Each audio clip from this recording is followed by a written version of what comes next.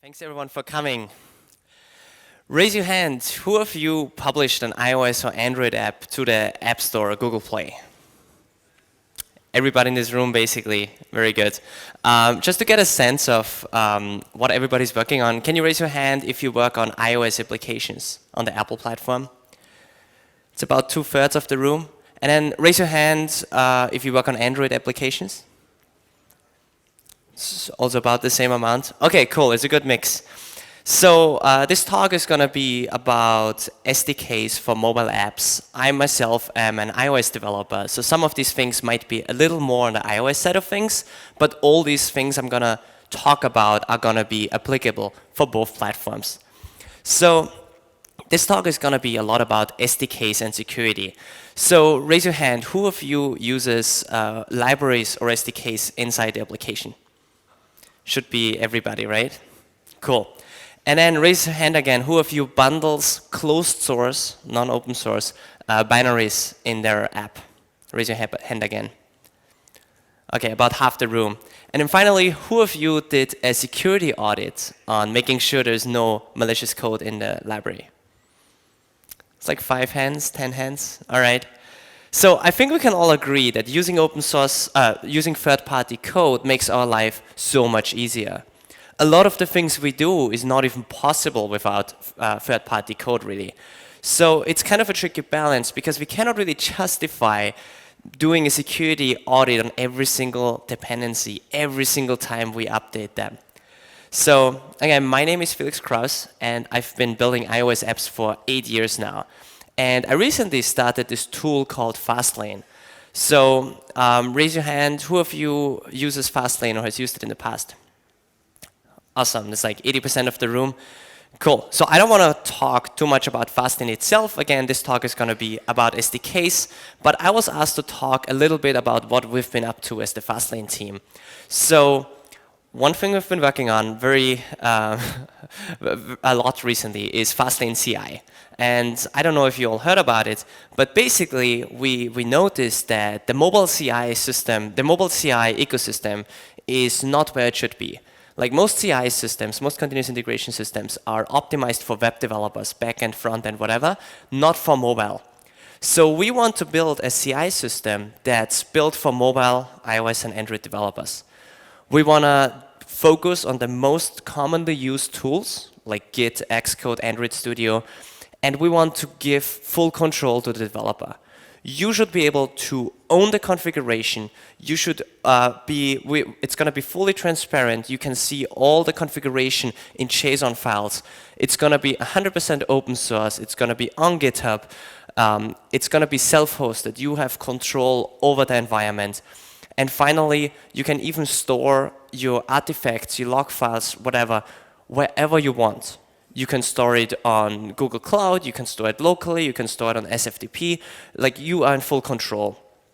And one thing I'm really excited about is that we build it fully in the open, meaning that today you can already go to github.com/fastlane/CI and you can follow along the progress of what we currently work on.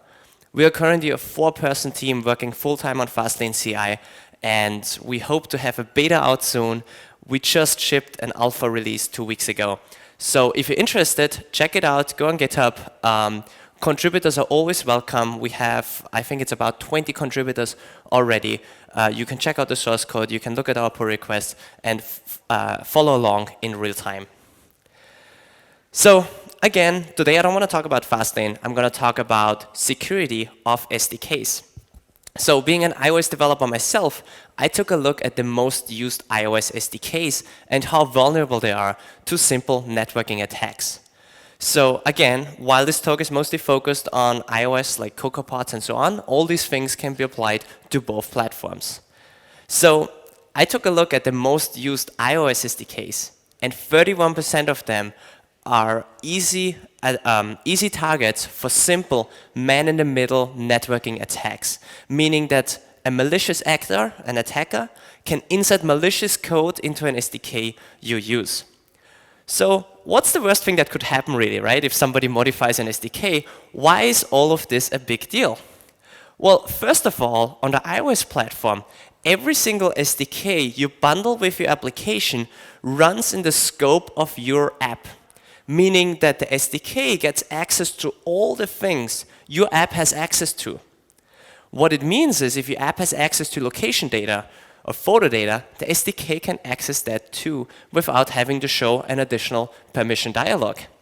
So this includes location data, photos, encrypted iCloud data, encrypted keychain items, or API tokens, and of course the full UI kit view, and you can fetch any information from there. So again, all of this happens through your application, right? So because you bundle this SDK in your app. So meaning that if somebody inserts malicious code into your application, every single one of your users, your end users, is going to be affected. So let's step back a little bit and talk about some of the basic networking features and how they can be abused to actually insert malicious code. So all of the network security stuff I'm going to cover now is simplified. I don't want to talk like 100% correctly. It's going to be simplified to explain how this works. If you're more interested, you can check out my blog about it or research all these things on your own as well. So most of you should know the difference between HTTP and HTTPS. Just to summarize the key aspects, HTTP is unencrypted.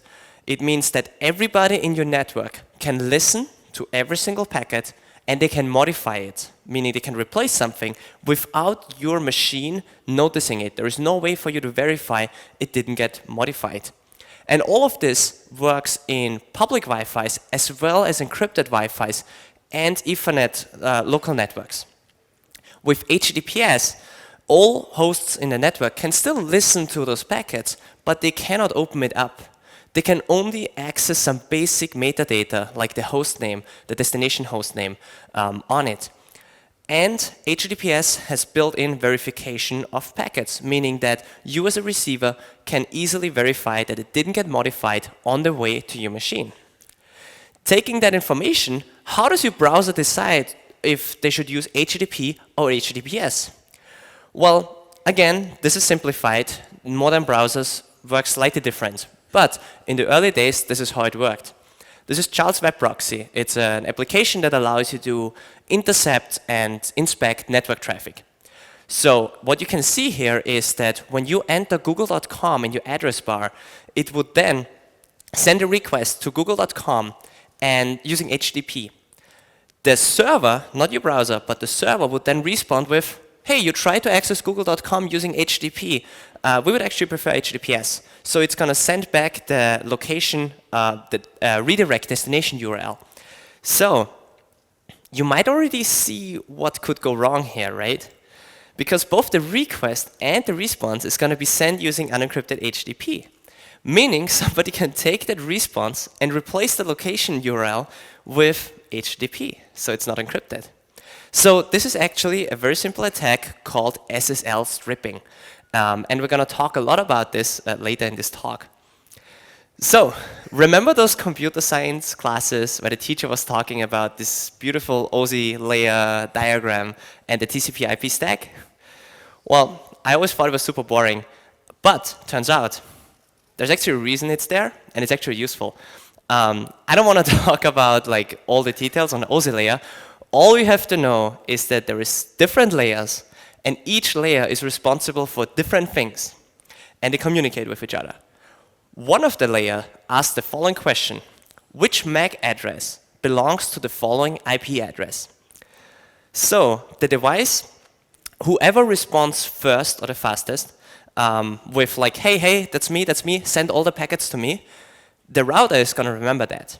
And so the problem here is that an attacker can just be faster when responding to those things and be like, yep, send all the packets to me, send everything to me, please.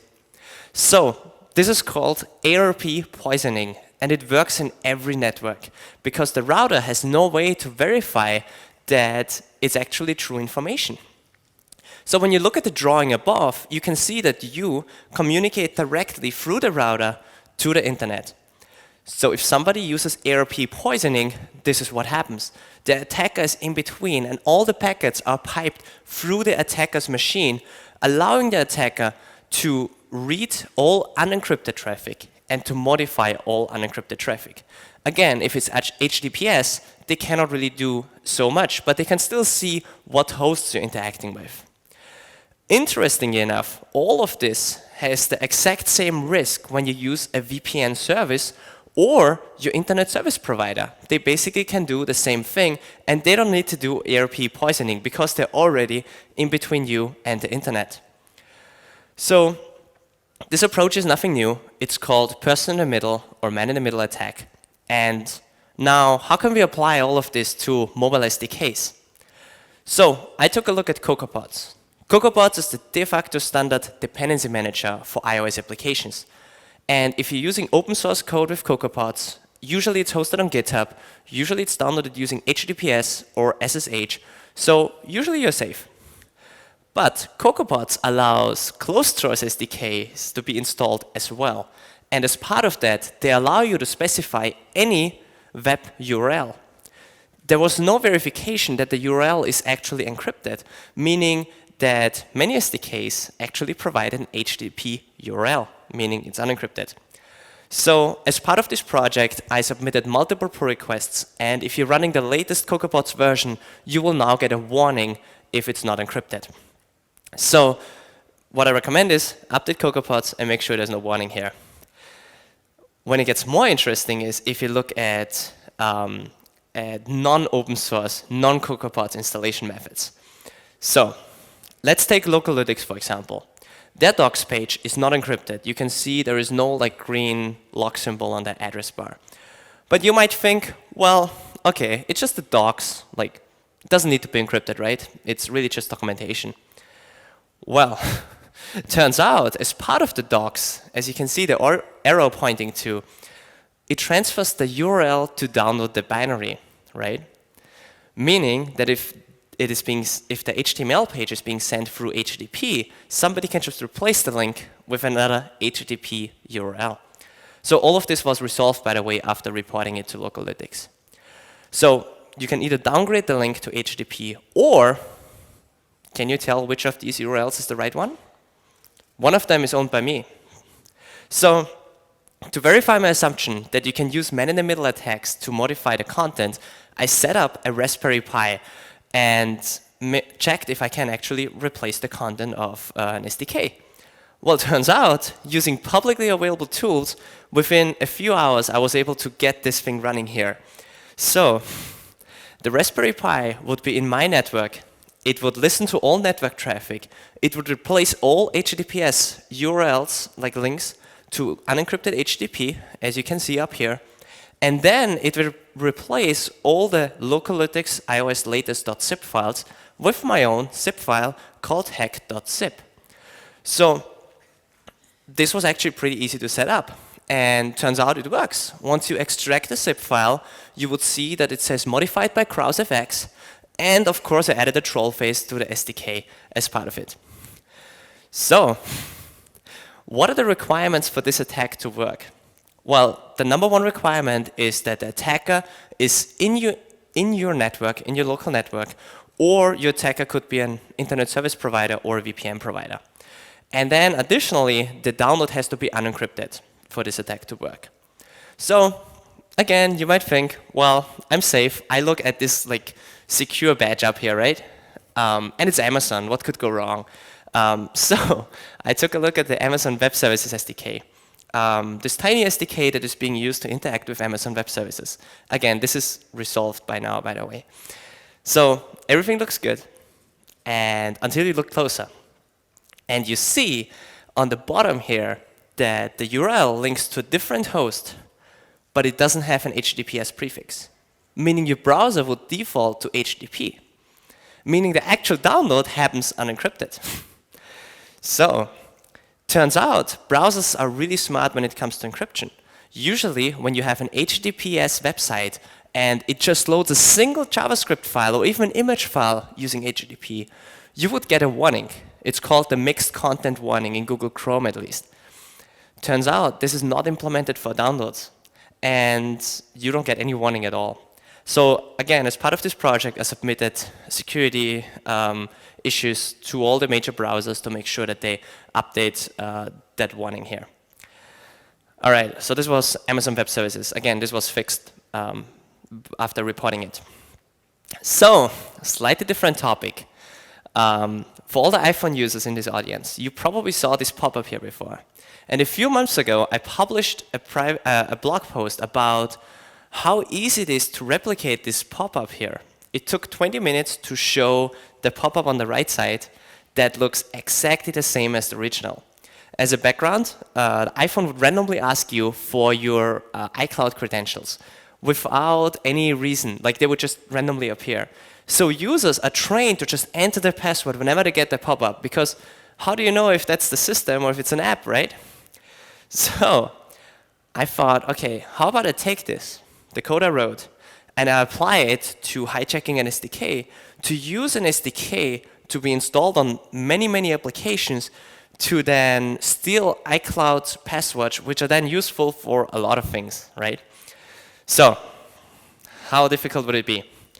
Well, we have a simple, empty iPhone app project. It's just showing a map view. That's all it does. And there's no code in there, basically. And now we go ahead and we open our browser and we Google for Amazon Web Services SDK. And we click on the download button. Again, this Mac is a clean Mac. There's nothing set up, no proxy, no VPN, but the Raspberry Pi happens to be in the same network. So we download the SDK, we extract the binary, and then we drag and drop all the frameworks. It's a powerful framework. A lot of frameworks into our Xcode project. And then, once that is done, we import the library. And we don't even have to call any code, really. It's enough that it's being loaded by the runtime. So we would import AWS core, we recompile the application, and we'll see what happens. And during the whole process, there was not a single warning, right? Nothing. And boom, sign into iTunes Store, asking me for my password. And now I enter my password, and you can see it being printed out in the log of the app. And this might as well is being sent to a remote server, right? So the tricky piece with this is you might think, oh, like I would notice that. I would see the pop-up, right? Well, it's pretty easy to check if it's running on a simulator. It's pretty easy to check if it's running on a development provision profile.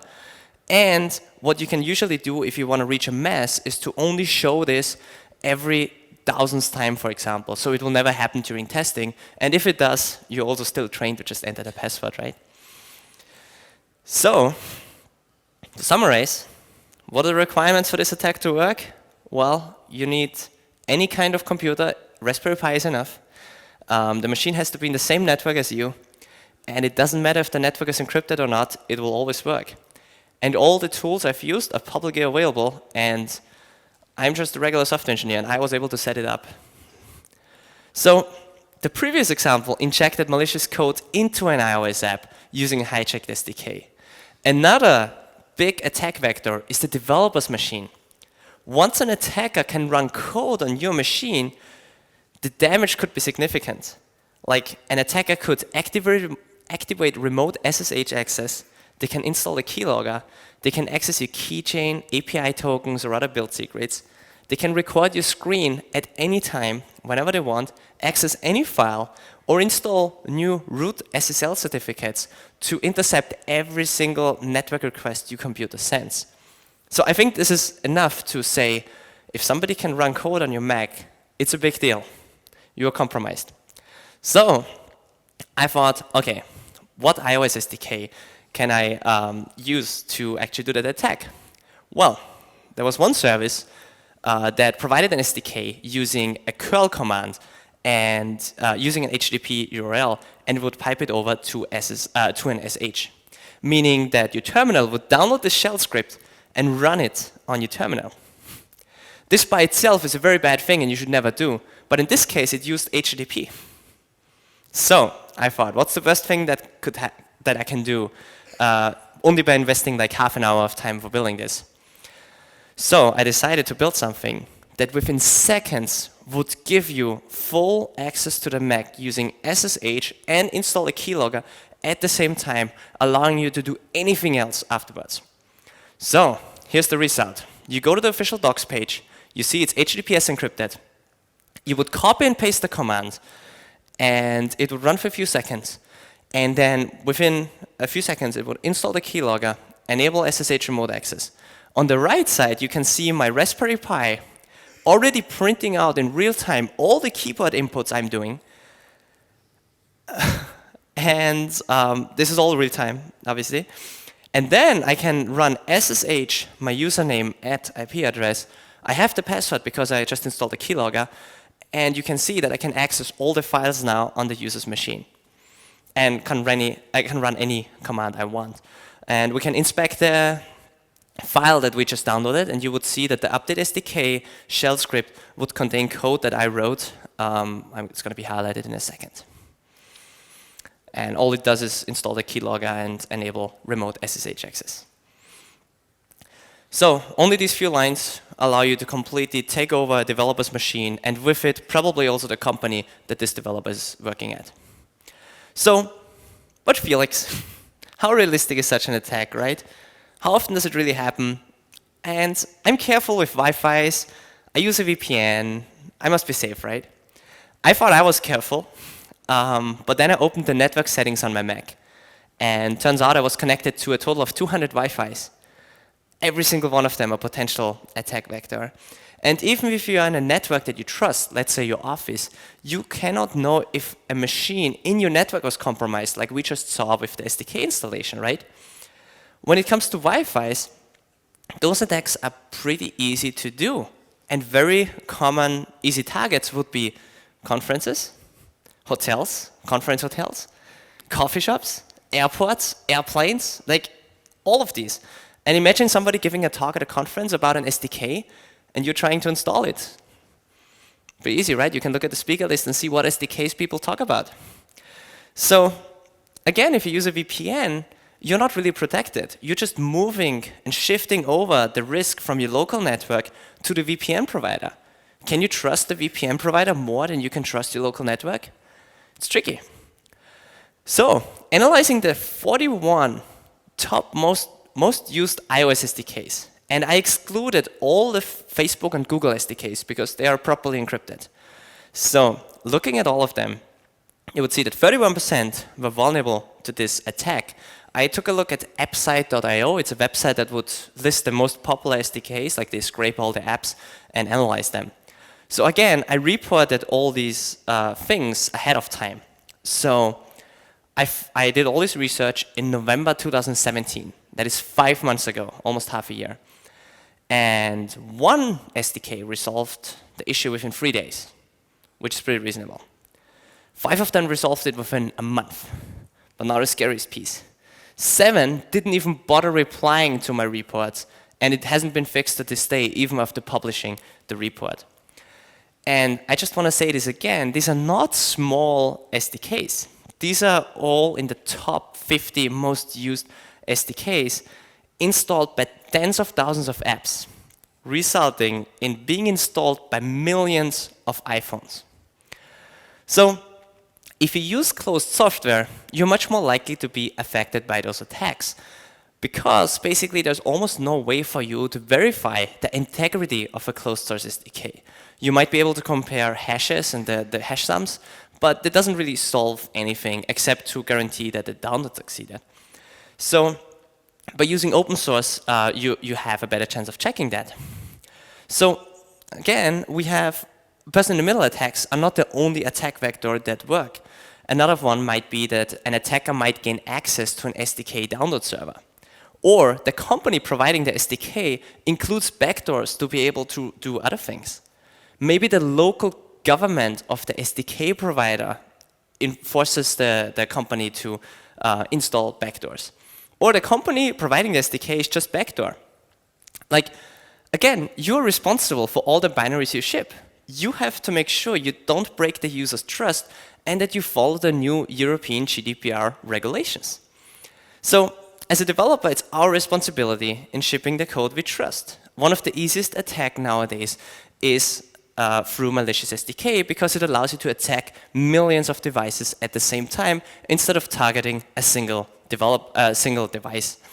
So be extra careful with closed source binaries. Only install them if you really can trust them. And since all these attacks can be done with little to almost no trace, it's going to be really difficult for you to find out if your code base is affected. Again, by using open source code, you can better protect yourself and with it, the users. Thank you.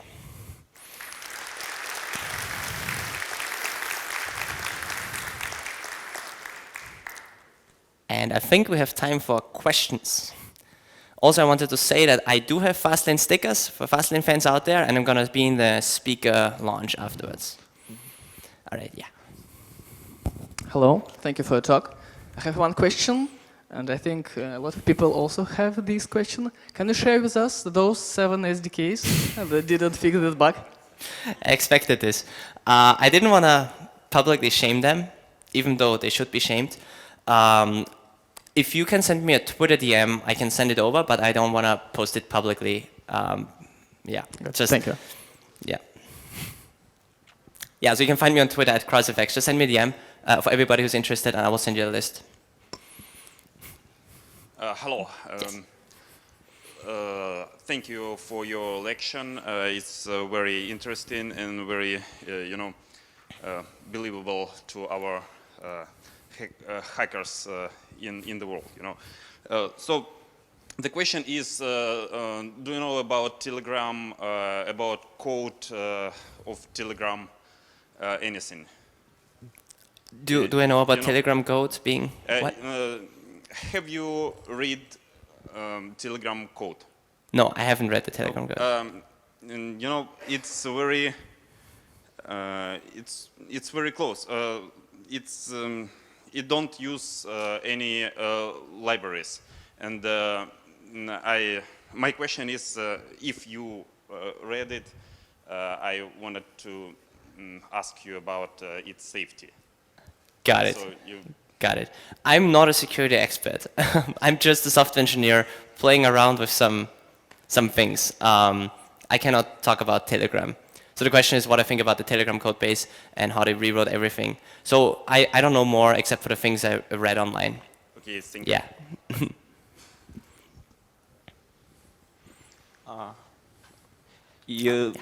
You mentioned that you didn't look into Google's and Facebook SDKs because they are properly encrypted.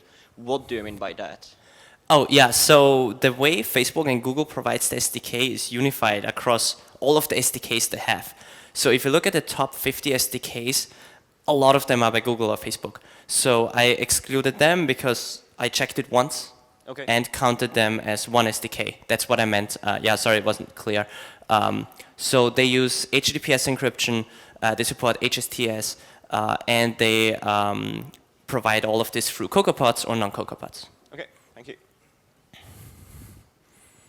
Hello, thank you for your presentation. And the question is, do you have any publicly available checklist for checking of these external libraries so that everybody can look through this checklist and ensure that library he's going to use is free of these vulnerabilities? Thank you.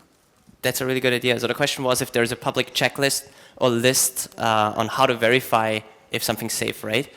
Something I could set up. It's a good idea. I just manually checked it. It cost me hours to go through them. And then it cost me many extra hours to report those issues because many of the, especially analytics and ads SDK, they make it really hard to send them emails. So it's a good idea. Probably something I should do. Thanks. Hello.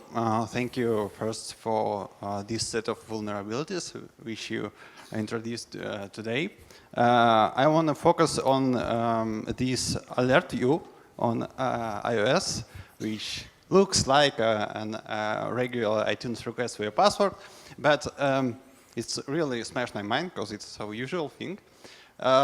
Could you please tell us how did you actually get their email address of the Apple ID? Got it. So the question is for the iCloud phishing pop-up. how did they get the mail address? So in this case, it was hard-coded for the screenshot, but there are ways to get the email address.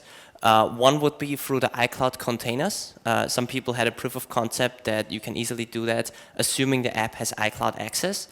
And then the second thing is if you have address book access, there is also a way to somehow get the email address sometimes. And then as a fallback, you can also always just ask for the email address because the iCloud pop-up doesn't always include the email address. So again, if you want to know someone's password or email address, just ask them. Most likely they're going to give it to you, right? And then for the iCloud pop-up in particular, you can also, because it runs inside the application, you can also check the NS user default of the currently running app and see if the app has access to it, right? So there's some ways to do it, and the easiest one is just to ask the user. We got something. Okay, so basically the point is here what you said that we should check that connection is HTTP secured, yes. And so basically if we download libraries using HTTPS, so we are safe. Yeah, or there are other vectors which even could be malicious when we download libraries with using HTTPS. Got it. So the question is, what you're asking is if a library uses HTTPS, are you safe? Yes. Yeah. Okay, that's a very good question because you're not. So the thing is, if it's HTTPS, it just means that the transfer from the server to your local machine is safe, kind of, assuming HTTPS is safe. You never know. But we assume it's safe. So what I'm saying is that the company might still have malicious code in there, right? Or they could have a bug in there by mistake. So one thing you should verify is that it has HTTPS, but then also you should trust the company or the developer providing the SDK, right? So if you're an engineer and the manager tells you, oh, we need this analytics SDK, make sure to check that they actually follow GDPR guidelines, that they follow best practices and all that stuff. Does that help? Yes, thanks. Okay. Друзья, еще вопросы?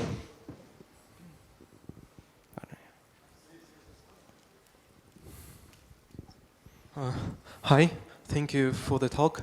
Do you by any chance know a list of Android libraries which are vulnerable, or maybe a similar research that lists them?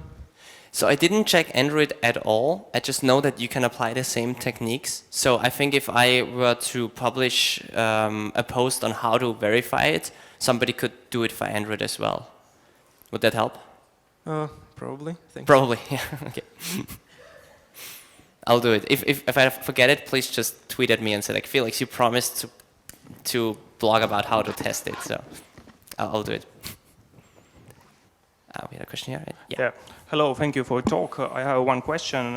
Is it possible to anyhow to control these libraries that are posted to cocoapods, like any admins will be sit on the Google side and control the reliability of these libraries that are pushed to cocoapods? I'm not sure I fully understand. So you're asking how we can control the quality of SDKs? Yes, I think no, to work out any criteria to compare and to resolve is that library is secure or not.